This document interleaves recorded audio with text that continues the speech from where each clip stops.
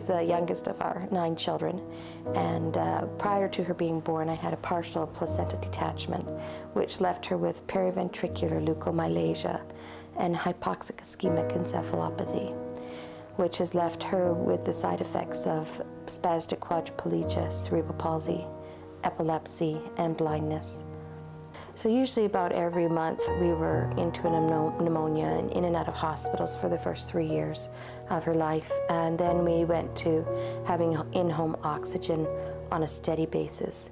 She was on 10 oral medications, and she was on Ventolin and Pulmicort and 1.5 to 5 liters of oxygen. We were suctioning every hour, like sometimes 20 to 40 times in an hour we would have to suction out her throat because she couldn't swallow very well. We'd hire people in to just carry her around so that I could even have a bath or I could take a nap. Kati was in liver failure, and she was about 2 hours a day she would maybe be coherent. It was like working with a comatose person.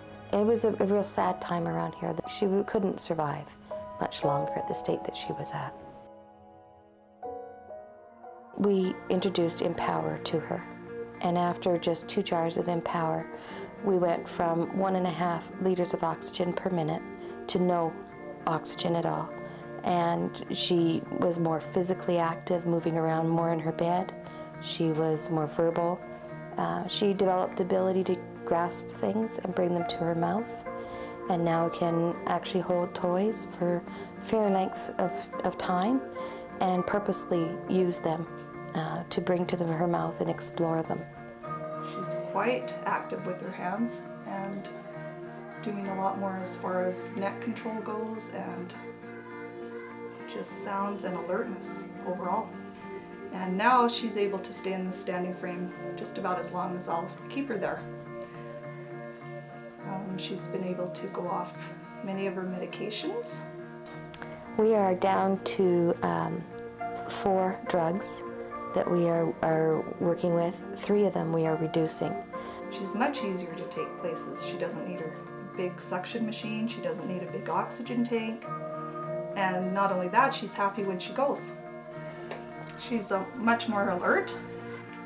When I first started, she pretty much just laid in bed. The physiotherapists and occupational therapists have been working with her for a number of years now, prior to EMPowerplus, and they are amazed at the changes that they're seeing in Kati, the development that she has had, and they're excited about the progress and are encouraged by what they're seeing. I think she's much happier, and she lets us know when she's happy, but she also lets us know when she's sad, which is a really good thing because you feel like you're interacting with someone that's more normal. We gave up on vision about age 2 because the doctor felt that Kati had no vision at all. But recently, because of the eye movement that we've been seeing since the EMPowerplus, we thought it was worth looking into again.